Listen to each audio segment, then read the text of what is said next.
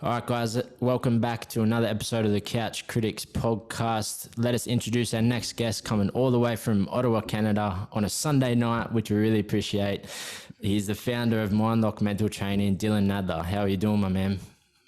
Good, man. How you doing? Thanks for having me. I'm good, man. It's my pleasure. It's my pleasure. We've been teeing this up for, I was looking, man, it's almost been a year now since you first reached out, and I felt bad because we haven't got you on the show, but it's good to finally have you here. Yeah, it's been a crazy time. I don't blame you at all. That's it, man. So obviously you're coming from Canada. We're here in Aussie down under. So most of our listeners and our fans probably won't know your name off the top of your head and your work. So just give yourself a brief introduction and describe what you're about and touch a little bit on Mindlock, which we'll dive into later. Sure.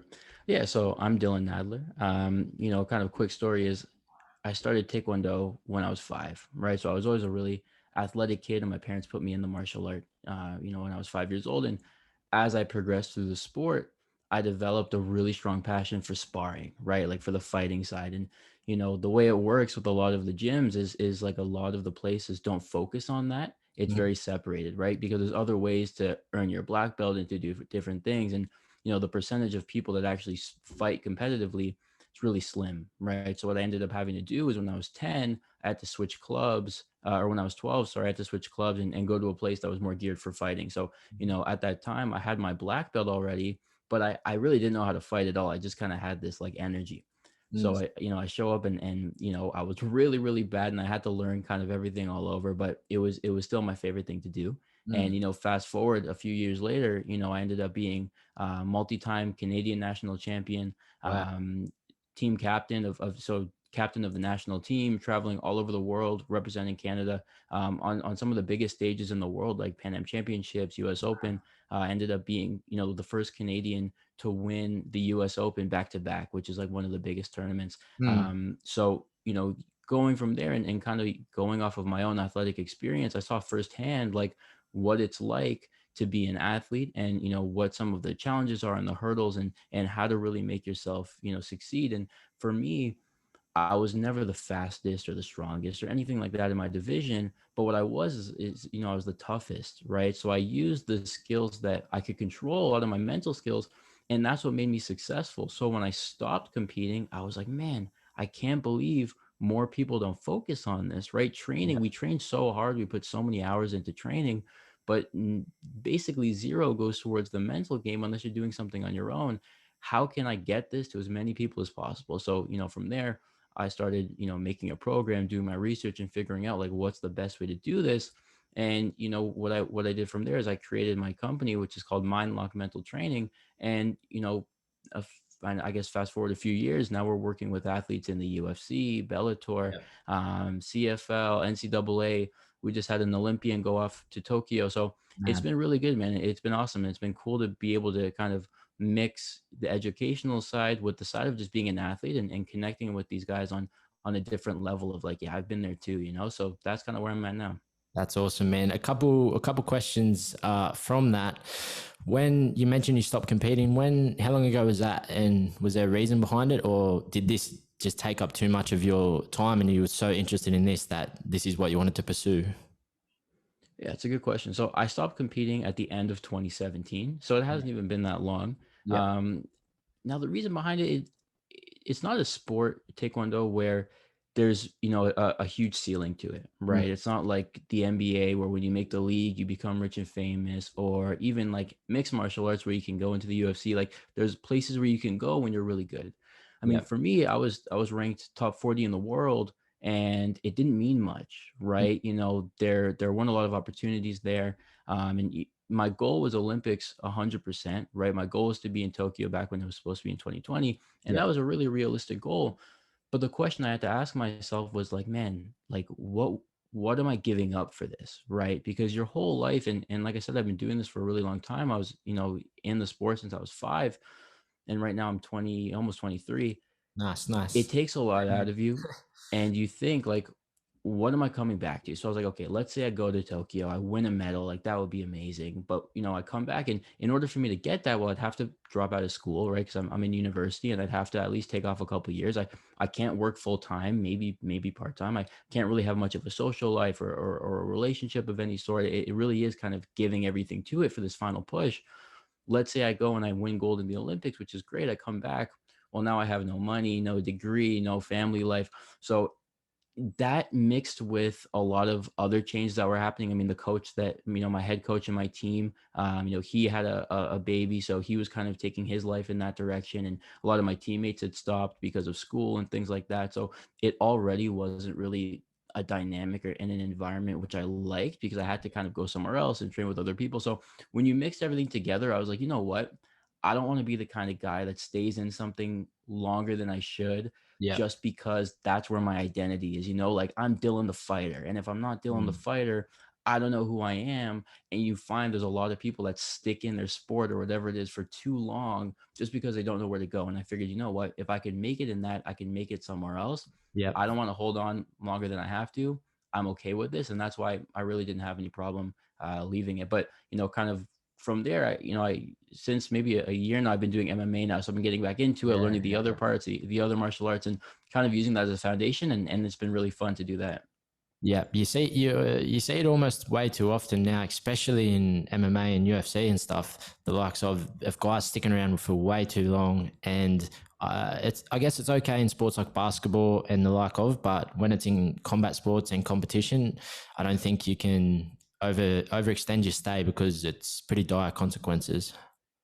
Yeah, it's the thing is, you have to love what you do, right? You have to have a passion for it. And what happens is, to be successful in anything, whether it's sport, life, business, whatever you do, you have to have the passion. And what happens is, when you're super passionate about something, the sacrifices and the things you give up, it doesn't feel like that big of a deal, right? You're like, oh, I don't go out on the weekends, or I don't hang out with these people, or I don't do this. That's perfectly fine because you love it.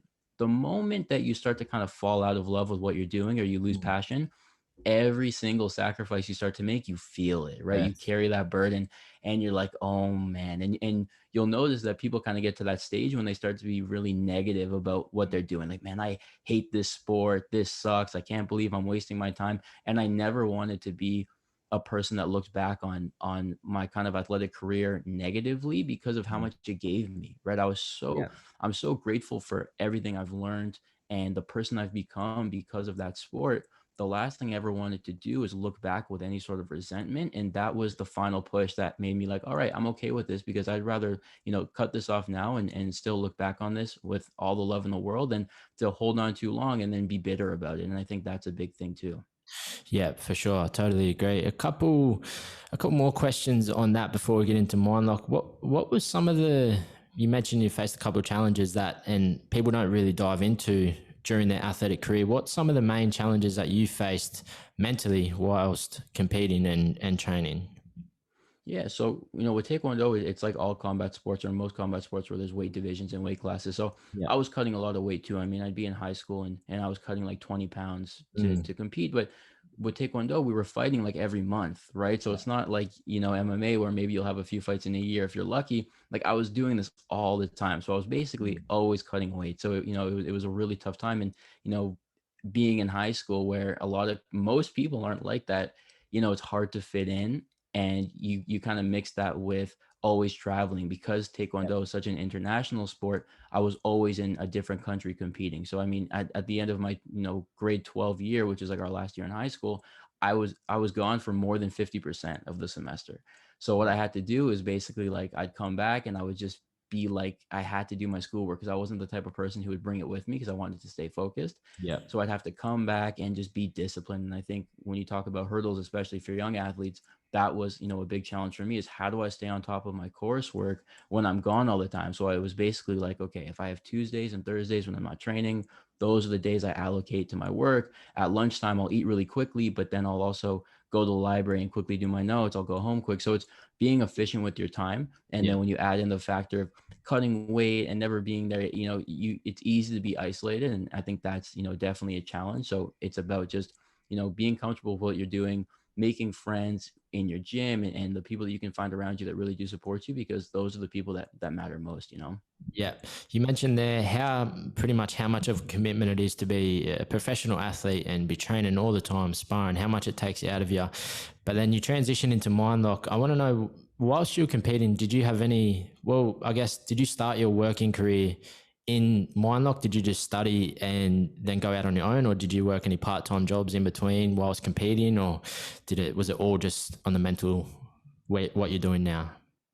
Yeah, so actually I started Mindlock like 4 months after I stopped competing. So there wasn't Oh, an perfect. overlap in terms of, kind of the business thing, but I was always incorporating like the techniques and the tools, because that's what I always found important. It wasn't just something I realized after. I mean, if you look at like my elementary school yearbook, when it's like, what do you want to be? It says sports psychologist. Yeah. It doesn't say like fireman or police, like even the normal things, like, which is pretty funny because at a young age it's weird.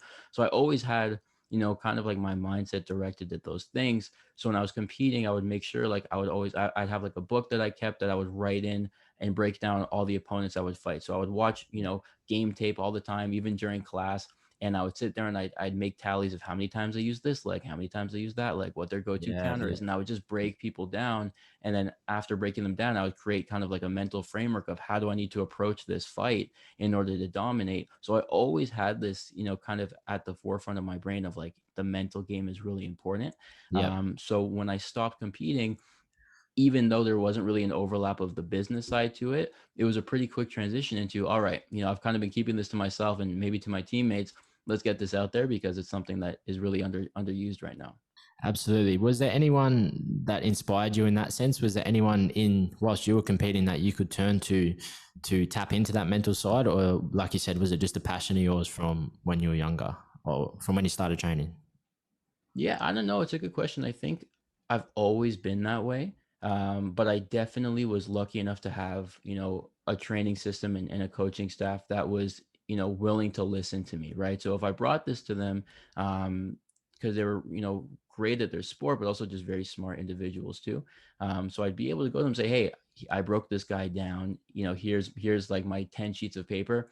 I want to go through this with you, and they would look at that and break it down with me. So it wasn't really like I was prompted, but when I ever did bring it to them, it was always welcomed with open arms, and we'd be able to go through it. So they were very flexible with understanding how I like to work and how I approach the fight. So I'm really grateful for having that environment, as opposed to like a, okay, good job, keep working. It was like, okay, show me, let's do this together, because when I go to war, we all go to war too. And if you're going to Yeah. be in the coaching chair behind me, we need to be on the same page. And I did appreciate that. Absolutely. Now we'll tap into Mindlock a little bit. Obviously you've worked with some pretty high level guys, like some UFC guys, NBA players, like you mentioned, someone that just competed in the Olympics. So give us a sort of, I guess I'll start with, what's the main sort of issue or common theme that most athletes come to you with? I wouldn't say there's a single common theme, because everybody's different, Yeah. but there's certain pillars that everybody falls into. So for some people, it's confidence. For some people, it's motivation or discipline. For others, it's just, choking, right? A lot of times, you feel great in your fight camp, everything goes well. And then, you step in and the lights are on, and, you look around and you just start to hesitate, right? So Yeah. everybody kind of has different issues, or challenges rather. And what you find is that a lot of them can kind of get funneled into the same core pillars, right? So you might think you have one thing, but it turns out to be another. So, everybody kind of has their own things that goes on, but it kind of falls into the same categories, and that's what makes it easier to identify. And once you identify it, it's like, okay, we make a plan, we execute it, and we go from there. And we treat it in a way that's really tangible, as opposed to just, motivational speaking. Like, Yeah. this Yeah. isn't that. This is, really structured the way that you would structure your training. And I think that's what makes it special. Yeah. On the other side of that, is there a misconception that you need to have an issue, or you need to have something wrong with you to work with someone like you?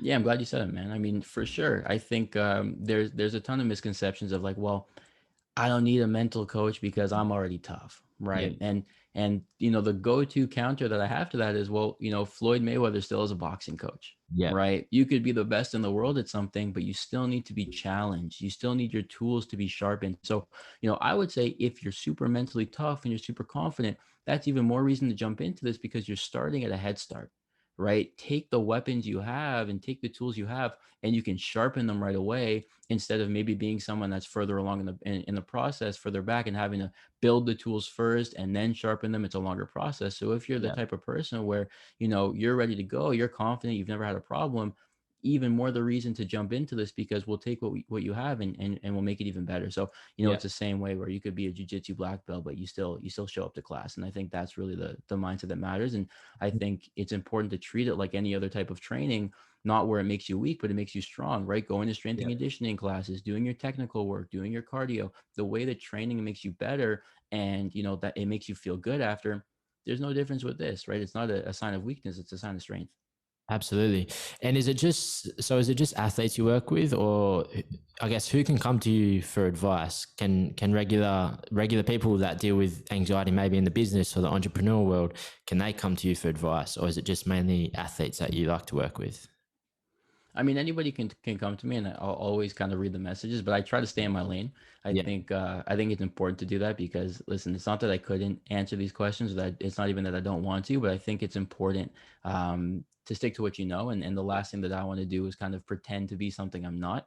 And I think in this kind of era that we're in, there's a lot of people doing that, right? All these Yeah, big gurus and all time. these people that are, master practitioners at everything that they do. So I try to be very mindful to stick to what I know, which is athletes, athletics, performance. That's where I feel comfortable. But you'll notice that a lot of these athletes, the problems that they have is always related to, a lot of the time, home life and work life and things like Yeah. that. So I'll definitely dive into those conversations with them. But I mean, if you're not an athlete and you're just kind of like a regular person, or a Mm. business person, and you want to ask me a question, for sure, I'll kind of give you my 2 cents, and I'll respond to the message, and wish you the best. But it's not really something that I'm looking to extend too far, because, like I said, it's important to me to kind of stay on brand. Yeah, that's awesome. I really appreciate that. So, what are some basic practices or things you'd give to an athlete on their first session with you? Having doubts in their own ability, or having that performance anxiety. What sort of some basic concepts or something you'll start with on an athlete's first session with you? Yeah, cool.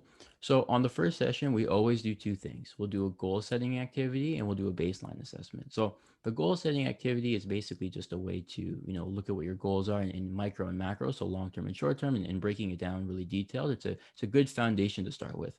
Now the baseline is an assessment that we do to test, where you are with your current mental skills.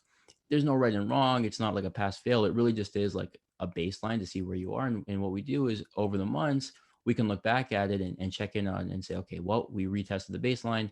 Not only do you feel more confident, but you're, 50% more confident, right? And it's a good way to keep it tangible and keep the data there, because, this is different in terms of mental skills and physical skills, where it's harder to track, right? I mean, if I can do 10 push-ups today, and then 2 months from now I can do 20, well, I know I'm getting stronger, right? Well, how do you really know when you're getting mentally stronger, when you're getting more flexible, more resilient? So the baseline is a really good way to track it, and I think that's Yeah. important.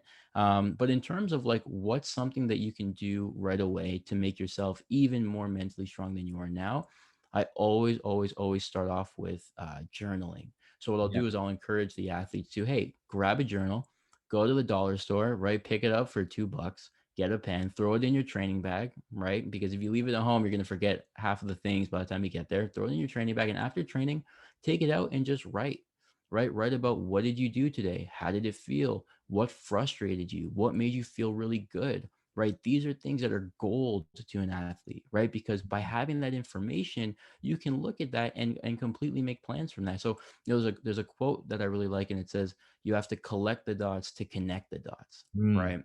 So when you're journaling, you're like collecting information.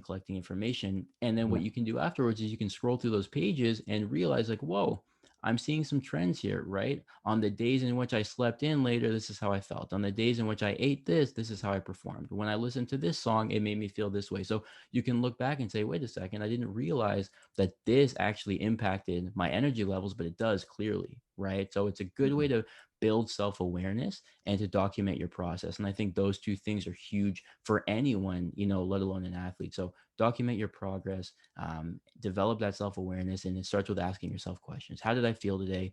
What Mm. was my energy level? What did I learn? What really pissed me off? What made me feel awesome?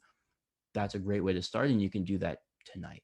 Yeah, absolutely. You mentioned something at the start there that really intrigues me a lot is, and it's the goal setting. And I'm just intrigued in what sort of framework you use around goal setting, because I know it's important for regular people too, not just athletes in goal setting. And I just want to know how you sort of break down your goals. Do you break it down into monthly, weekly, even daily goals? Like, I'm just curious at how you structure that. Yeah, for sure, and all of the above. So, the biggest problem that I have traditionally with the way that people are asked to set goals is people are asked, what's your short term goal? What's your long term goal? Right. I Mm, mean, I've been asked that before. I'm sure you've been asked that before. Everybody's asked, hey, like, what's your short term and long term goal? It's okay, but it's so vague, right? Because what yeah. does short term mean? Is short term tomorrow? Is short term a year from now? Right. Especially if we're assuming that long term is super far down the line. So the way that I like to break it down is I not only do I chop it up into smaller sections. So yeah, you have your short term and your long term, but then you have monthly, daily, and training goals, which I think are important, which is, when you show up to training, what's your goal? Obviously, you want to train hard, but is there anything specific that you want to work on this week? Right. Breaking it down into that. And not only do I look at performance related goals, which is like the what do I want to do, but we break it down on another side, which are called attitude goals. And we say, how do you want to feel to do those things? Right. Because when people think about their goals, it's always, what do I want to do? Right. I want to win this. I want to win that. I want to develop this skill. Right. I want to be here. I want to make this much money. It's always the what.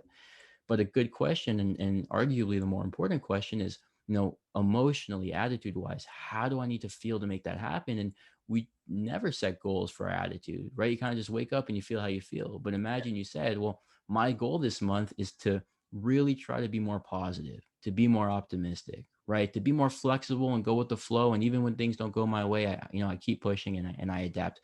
When you start with a foundation of the attitude side, well, now those performance goals become easier, right? Because when you're in a good place mentally, well, now you show up and it's easier to execute. So, it really is a breakdown of goals, and it isn't just something as simple as what's your short term and long term. We really look at it for a long time and break it down in a way where it serves as a blueprint to guide you through your days, right? Because not only should you work really hard for your goals, but I think that your goals should work for you. And by having it this detailed and this intricate, that's how you can work for each other there.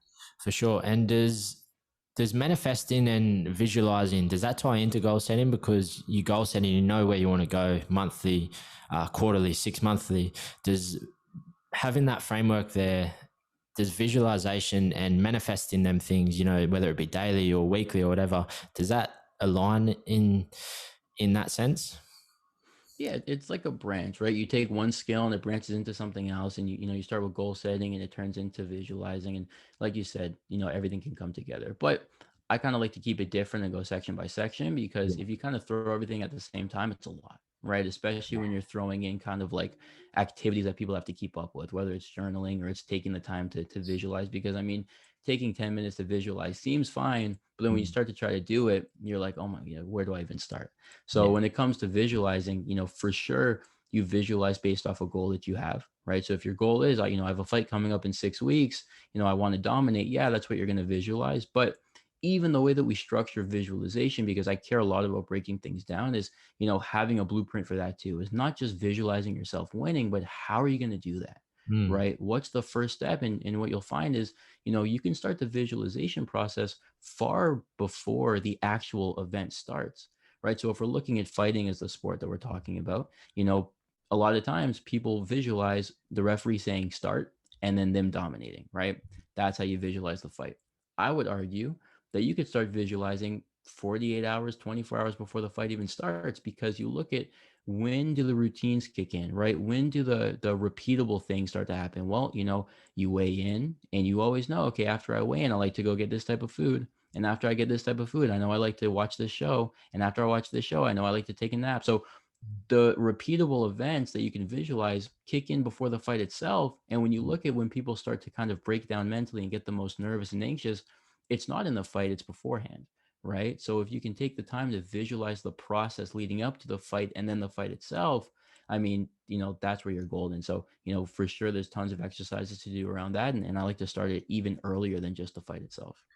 Awesome, awesome. Now, I want to dive into. We obviously know the current climate at the moment is pretty hectic, especially here now in Australia with the COVID. It's starting to get its second wind here, and we're in a pretty serious lockdown at the moment. And I'm curious. Mainly for people, whether it be hobbyists or jiu-jitsu guys or anyone that trains or can't compete at the moment, what's some practices they can use to stay disciplined during these times and keep that motivation, I guess? Yeah, no, and that's true. I mean, I think everywhere right now, in some way or another, is being impacted by this, right? And I Mm. think it's important to keep things really micro, right? And what I mean by that is focus on those smaller goals, right? So, different times of the year, different times of the day, even you're going to be motivated by different things, right? Sometimes it's those macro goals, those big ones where like, world champion, undefeated, right? It's those things that really motivate you to get out of bed. Mm. Sometimes, you wake up and you feel bad, you feel terrible, you're sick, you're injured, you can't leave the house. You're like, man, that feels so far away. Like, how am I, if I can't even train today, how am I going to be Mm. a world champion? And you can feel defeated. So, what I suggest doing is really bring it small, right? Bring it micro. And what can I do today? Right. Yep. I might not be able to do this. I might not be able to do that, but what can I do today? Okay. You know what? I can go for a jog, or I can read a book, or I can do 20 push-ups in my living room, or I can focus on stretching for the next 30 minutes, or working on my mobility, or listening to a podcast, or visualizing, right? It's what can I do today in this very moment that's going to get me 1% closer to where I need to be.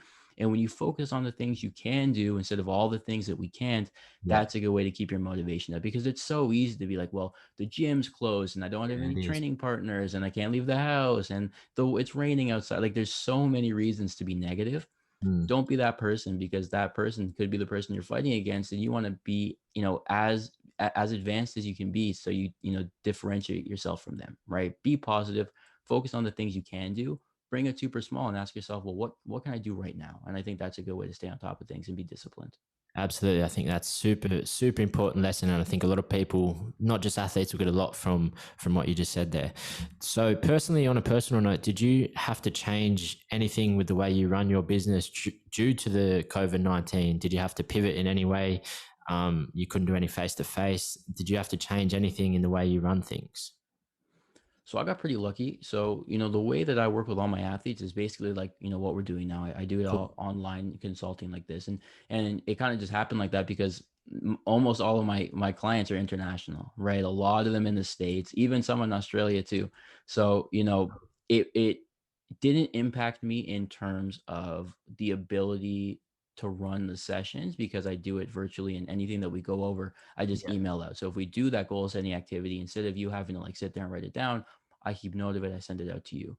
But however, I mean, with everything shutting down last summer and gyms being closed, events being canceled, I mean, it was hard for people to stay in it. A lot of people didn't have Mm. any money. A lot of people, lost motivation. So for me, it was more so not how do I change what I'm doing, but how do I, get through to these athletes even better, because a lot of them were pulling out, obviously. So what I ended up doing was saying, okay, you know what, I got together a whole group of people that have always been interested, but had different hurdles. Maybe they couldn't afford it, maybe they didn't have time, and I said, okay, we're going to put together these like monthly group Zoom calls for free, and we're Mm. just going to talk, right? It's going to be a space where you have the opportunity to kind of get this training in without worrying about paying for anything or making too much time for it. So it was basically like a once a month thing. We'll get together like 10 or 20 of them, and we would kind of have these group sessions, and that's kind of one thing I did to adapt to what was going on. But like I Yeah. said, I got kind of lucky in terms of the structure of this has always been pretty virtual anyway. So that I was lucky enough to be able to maintain what I was doing throughout that. Yeah. What are I guess some of the lessons that you've learned from COVID and what's going on? I guess in a business sense and also on a personal level about yourself. Did you learn anything about yourself being locked up like this? Yeah, and I think everyone did. I think everybody kind of had those times where they would just wake up and be like, what am I doing? Like why should I do that today? Why should I go for the jog or go to the gym or do anything? Like I don't even know when my next event is or when training is going to open. And it became very like motivation became tough, right? There was a lot of people going like, well, why? And I think that's important to really dig deep and find that self motivation and to remind yourself like, why do I really do this? Right? I think there's a lot of people that start for a certain reason and they continue it because they love what they do. I think you get to a point when you're so deep in it that you kind of forget and you're in it for other reasons. Maybe it's because you need to make the money. Maybe it's because you have a reputation of being an athlete. Maybe it's for this or for that. And I think you can kind of stray away from the reason why you started. And I think throughout COVID, it forced a lot of people to be like, man, like why am I doing this? You know what I mean? Like, this is going to be Sure. tough. Like, if when the gym opens, I don't even know if I have $100 a month to pay to train. I don't Yeah. even know if I have, training partners that are going to be able to help me out. Like, it became really easy to quit. And I think there's a lot of people that did, and I don't blame them at all because times were tough. But I think the people that stuck with it because they refound that passion, Yeah. and they were forced to dig deep and be like, why am I doing this? And it's the same thing for me. I mean, there's a lot of people that I was working with that had to stop running sessions, and I had to figure out, like, how can I adapt, right? I can sit here and feel sorry for myself and be like, well, this sucks. I can't control this. I can't control that. Let me focus on what I can control. Let me adapt as best as possible. And let me come out of this strong, because what happens is when things kind of burn and hit the ground, I mean, there's going to be certain people that come up stronger than ever. And, my goal is to be one of those people. So, that's one thing I think that I learned and a lot of people did is, like, the things that you do, if you don't have that genuine passion for it, the motivation is never going to come. Right. So Yeah. have that motivation internally, figure out your why, and keep pushing from there, and you'll make it happen. I feel like that's the myth with motivated people. I guess they're more or less just people that are passionate and love what they do. I don't think motivation, in a sense, doesn't really exist if you look at it that way. It's just people enjoy what they're doing, or they're just extremely disciplined. Hmm. But I want to pivot, man. I know I obviously see you got the nice setup there with your own microphone and Hmm. windbreaker there. I want to pivot, and I know that you have a podcast also, Locked In with Dylan.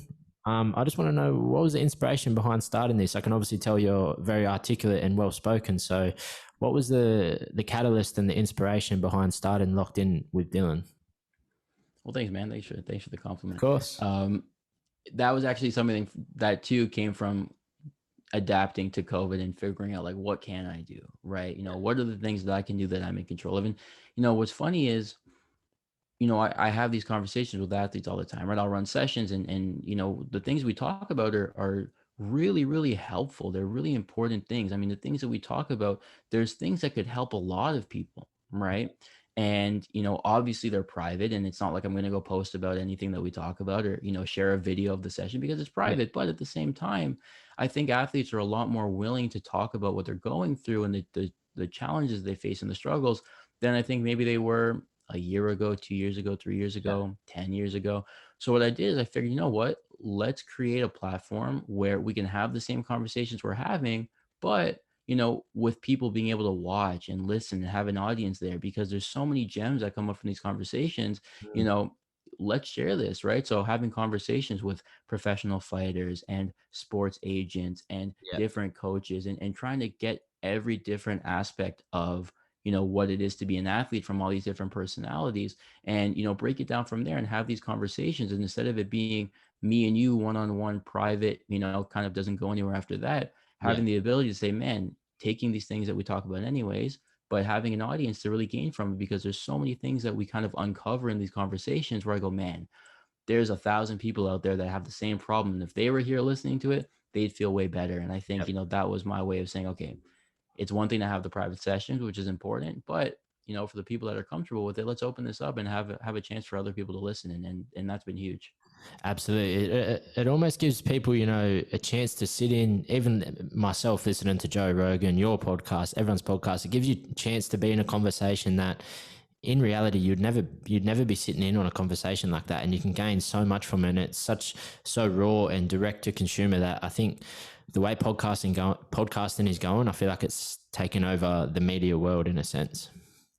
Yeah, and it's another layer to it. I mean, Mm. you can turn on so many podcasts with different fighters, and all you hear is the questions of, like, how fast are you gonna knock this guy Yeah. out, or how much money did you? And it's just like very surface level, right? Because but you can't blame them, because at the same time, also fighters, they need to be promoters, right? So I Yeah. find there's a lot of shows out there that are basically just commercials. They're commercials that are advertising these fighters, and it gives the fighters a chance to kind of say what they want to say and puff up their chest. And there's a lot of those, right? So I was like, let me take a completely different course here, and let me talk to the same fighters, but we're going to go deeper, right? We're Yeah. going to talk about things that actually matter. We're going to talk about the challenges that they face, how they got through them, what were the things that kept them going, because that maybe it's just me, but those are things that I would want to listen to, right? I don't need to Absolutely. hear for a fourth time someone talk about how strong they are, right? I want to know how they were able to kind of combat the things that they went through when they were younger, and how they Yeah. hear their story and the things that they went through, and I find that relatable. So,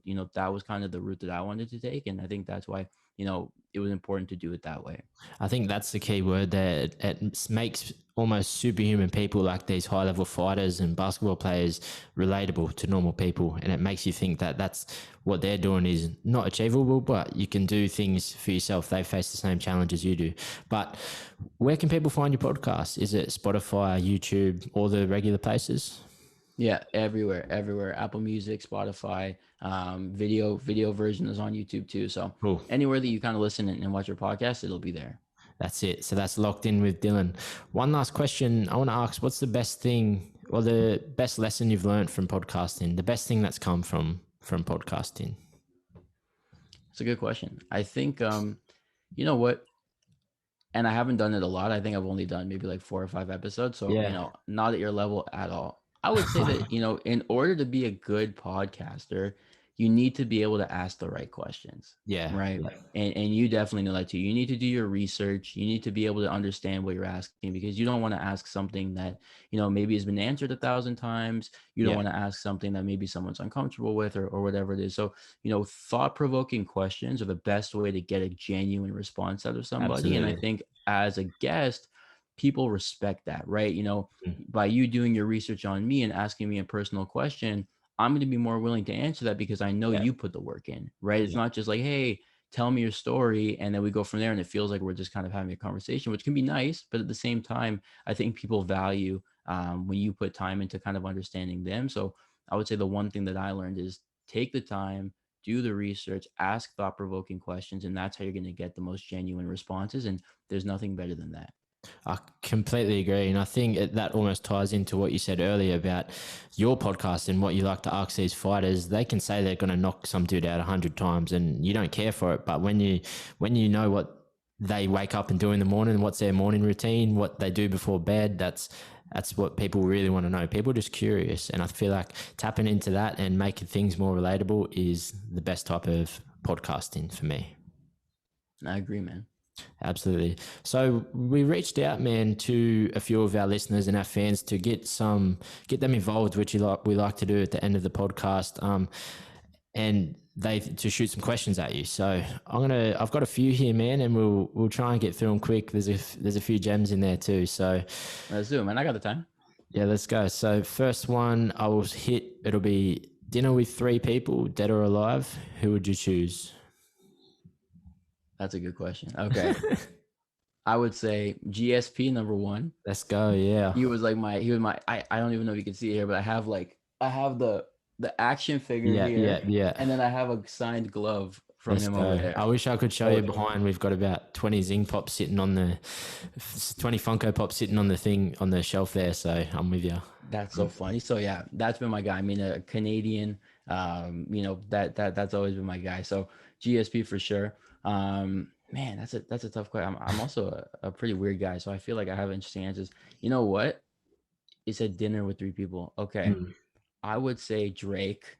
For sure. Yeah. Drake, Toronto guy. First, that's like my favorite artist all the time. Yeah. And then let's go with trying to think of something different. Let's go with my guy Justin Timberlake. Justin Timberlake. So I was NSYNC, my favorite group. I have a thing here. I have like a limited edition action figure set from NSYNC. So that's my dude. So I would say Justin Timberlake, GSP, and Drake. Let's go. That's such a good answer. I didn't expect any of them. Well, I kind of expected the GSP and Drake being a Toronto guy, but yeah. So we'll move on, bro. One of our fans wanted to get your thoughts on cold therapy and, ice baths, cold showers of the like. Okay. I mean, I don't really know much about it. I mean, that's probably more like physio than what I do. But I think, from what I know from it, it's a good way to relax and kind of cool everything off. And I think, more importantly, people that commit to those things, whether it's an ice bath or, they're in one of those cryo things, it gives you time to just like exist, right? You don't have your phone there. You don't have, you can't really check out. So I think if you do have to commit to like a 20-minute ice bath or being in cryo, number one, you'll get the physical benefits, which I don't know too much about, but, assuming that it's there and assuming it works, that's always a good thing. But I think more importantly, even kind of tying it back to the mental is taking 5-10 minutes and just like Mm. existing on your own. I think that can never be beat, whether you're just sitting on your bed or you're in a bath or anything like that. Anytime you have an opportunity to just be on your own and kind of like think your own thoughts, I think that that's a gem too. So yeah, I'm for it. Absolutely. All right, next one. Do you read books? Are you a reader? I try to, yeah, for sure. What's the best book that you've ever read? Okay. So I could actually answer this off the top. So, Yeah. I got a lot of my book recommendations from my coach, right? My Mm. my main Taekwondo coach that I work with my whole life. His name's Akmal Farah. Yep. So he read a lot and he would tell me like, hey, you should read this book. And I was like, okay, whatever. So there's a book called The Four Agreements, and Yeah. it's by who's it by? Something Miguel Ruiz. I think it might be Juan or something like that. Um, it's a book and it's a really popular book, and it's basically like four agreements to live your life by. Yeah. And it basically it touches on things like don't take things personally, don't make assumptions, be impeccable with your word, always do your best. Very core pillars. And it's a spiritual book. It touches on why you should be a better person and things like that. And I found, especially kind of being younger and reading that in high school, it helped kind of guide me into like, who do I want to be, right? Mm. Even something as simple as don't make assumptions and don't take things personally. It really does help. And I think even touching on the don't take things personally thing, I mean, it's so easy nowadays, right? Between the internet and comments and people Yeah. talking, Yeah. it's so easy to hear something and be so triggered by it, right? And I think when you remember, like, what, like, a lot of the times when something happens, that has nothing to do with you. You know what I mean? Like, For sure. if I glare at you in the hallway when I'm walking in class, I could just be having a bad day, or maybe I just Mm. got a bad grade on something and you're the first person I saw, right? But if you don't Yeah. have that skill, you're going to internalize that and it's going to ruin your day, right? So it's like Absolutely. this domino effect. And when you kind of have this force field around you, when you don't take things personally, it doesn't mean you don't respect it, but you don't take it to heart the same way you could. I think that's You're a core almost pillar. you're almost into invincible in a sense if you don't take things personally. Nothing exterior can hurt the interior. Yeah, you just remember, like, a lot of things that people do is because of them. It's not really because Yeah. you. And I think, those are things. So that book, I would say The Four Agreements is probably, one of the best books I've ever read. And, Yeah. there's a bunch of books by that author that I read afterwards, and they're all amazing. Awesome. Yeah, that's definitely on my list. I heard it on a Joe Rogan episode. He raves about that book and says how much he likes it. So that's definitely on my list. I'll Cool. definitely have to read it now. So a couple more, man. I will go with. All right. So do the techniques differ between sports, like from say basketball to UFC? Is it the same practices used overall with mental training, or do you differ from combat sports to regular sports? Yeah. So I would say that, the practices in general are the same across sports, but you definitely specify for each single person. So, I'll Yeah. give you an example. A practice that we work on is focusing on the process rather than the outcome, right? And I mean, that's a Yeah. huge cliche. You hear it all the time. Kind of goes over people's heads. It sounds like just total BS. But when you think about what it actually means, it's really important where, something like winning, right? Everybody says, oh, I want to win, right? I want to win. That winning is an outcome. It's not a goal, Yeah. right? The winning is what happens when you do something. So instead, focus on, well, what do I have to do to win, right? Focus on your Mm. process. So, this is a broad practice that can apply to any sport, but how you choose to apply it can be personalized, right? So when I look at a Yeah. fighter and I say focus on the process, focus on what you need to do to be successful, well, that might look like having good ring management, right? Yeah. Keeping your hands up, being engaged, being alert, slipping the shots when you see them, finding the open opportunities, not moving back as much. Those are the specific ways in which a fighter focuses on the process. When you're looking at basketball, if you're a point guard, focusing on the process means, okay, get to the line and try to see who's open, right? Your process is using your court vision to see who's open for a pass, right? It means being available to rebound and kick it out. Focusing on the process means, when you see an open shot, you need to, choose, do I want to take the shot that's there, fake it and go towards the rim? It's, what does my process look like? So a lot of these Mm. are practices that are, apply to every single sport, every single person. Yeah. The details of it can be changed based off of what you do. Okay. That's good. I was interested about that question myself, so a lot of people would take a lot from that, I believe. So I've got what are some simple but overlooked disciplines that are used in sports that could translate to enhance someone's mental capabilities in everyday life? It's a good question, man. I mean, I would argue everything, right? I would argue Mm, that everything that you do on the mental side is completely transferable, right? I mean, you look at something like well, even just of what we talked about, you look at goal setting, right? You yeah. know, when you're an athlete, goal setting is important. When you're a student, goal setting is important. When you're in business, goal setting is important. So these are things that can completely be transferable. You look at things like visualizing like, well, if I'm not an athlete, what am I going to visualize? Well, Mm, I guarantee you that if you have to present something in a meeting, you're going to be nervous, right? Especially if it's to the boss or to the CEO or it's just to a group of colleagues, you know, you're going to get nervous about that. So what you could do is you could sit there and visualize, right? You know what your presentation is, you close your eyes, you picture yourself walking into the room and starting, and you visualize yourself to start to feel nervous, but to overcome it. You know, those are practices that can be applied to anything. So I would say any practice, you know, that you do mentally is going to be transferable because you also don't need anything, right? I don't need a weight rack to be mentally strong. I don't need a track. I don't need anything. I just, you know, I have it, you know, kind of in my head. And once it's there, nobody can take it away from me. Right. I mean, it's a tool that exists completely within you. So once it's developed and it's maintained, no one can take it away from you. And I think that's what makes it special compared to everything else. absolutely. You touched on goal setting there again. I want to know what's the ceiling for Dylan Nadler and Mindlock Mental Training? Where's your end goal? I guess where do you see yourself? I don't know, 5, 10 years time. Where's the ceiling for you? Yeah. So, you know, my goal is to make mental training, you know, something that's cool, right? I want to take this and build it into a brand that people recognize, that people know. You know, when you say mental training, you think of Mindlock, right? I think, like we Mm, talked about at the very, very beginning, this is still you know, an industry that's kind of kept in the shadows, right? If yeah, someone is working with someone, I don't know if they want to talk about it. They're not sure if they want to share it. And the professionals that work with the athletes, you know, they might be, you know, old like PhD professors and they don't know anything about social media and Instagram. Or there's a lot of different problems with it, right? And you know, there is no recognizable brand. It's not like when you say, okay, you know, name me a manufacturer of gloves, like, you know who you're going to think of right away, whether it's yeah. Venom or Reebok, whatever.